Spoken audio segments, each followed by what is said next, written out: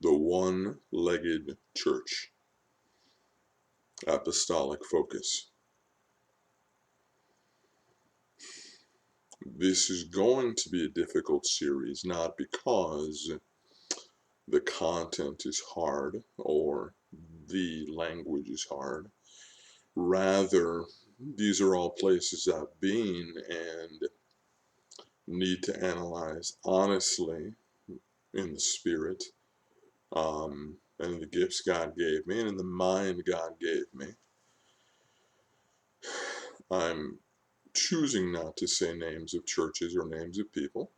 Those that know me will probably figure it out, but it's not important that we point out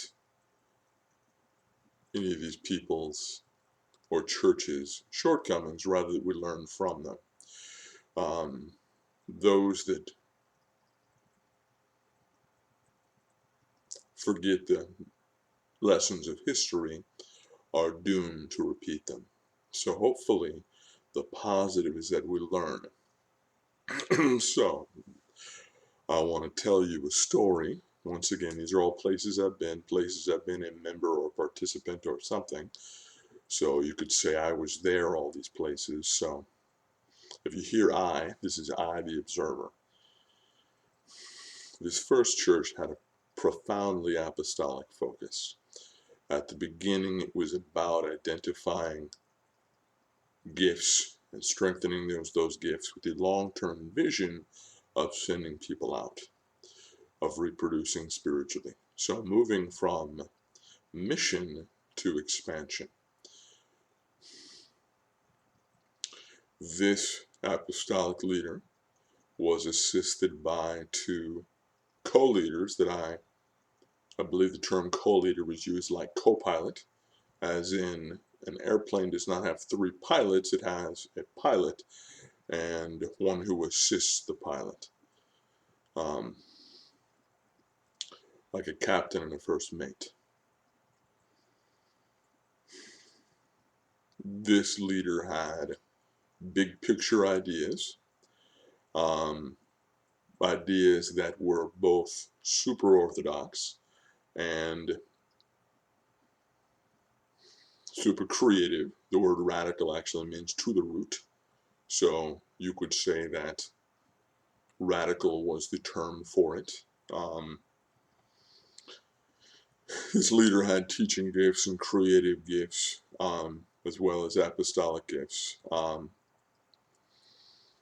So that in addition to that primarily apostolic focus, there was a lot of prophetic ministry and a certain degree of teaching.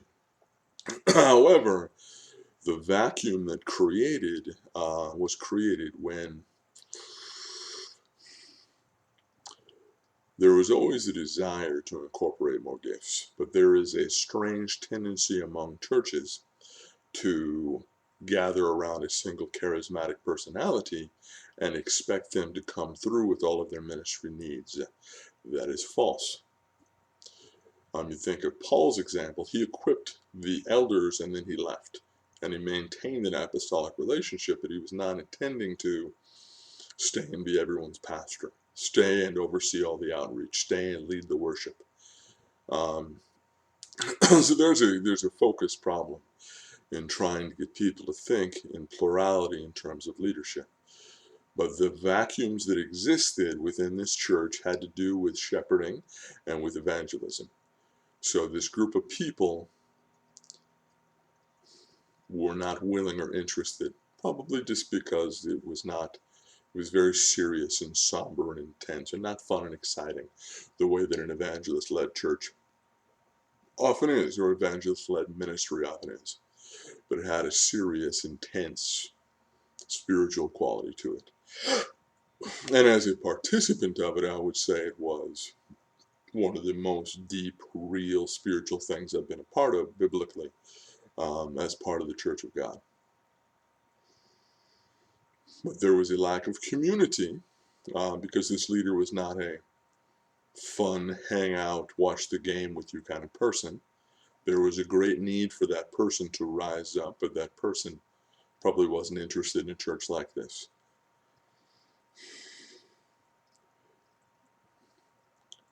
It broke at a point when a family inherited some property and moved to another part of the state, and this leader was really excited about the possibility of expansion, and the group just did not have the internal stability to make that occur.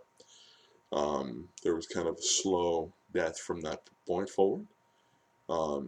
This very gifted man and his family went on to wherever God wanted them to be.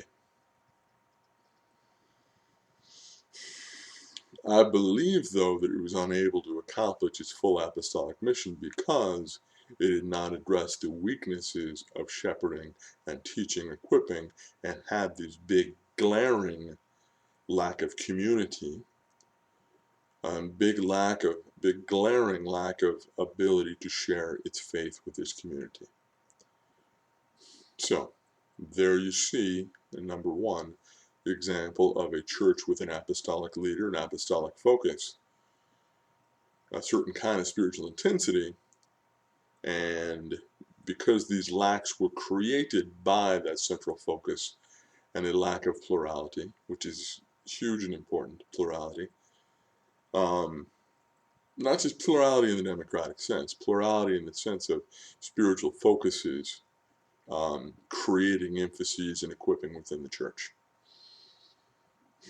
If I have blessed you or encouraged you, please like and subscribe.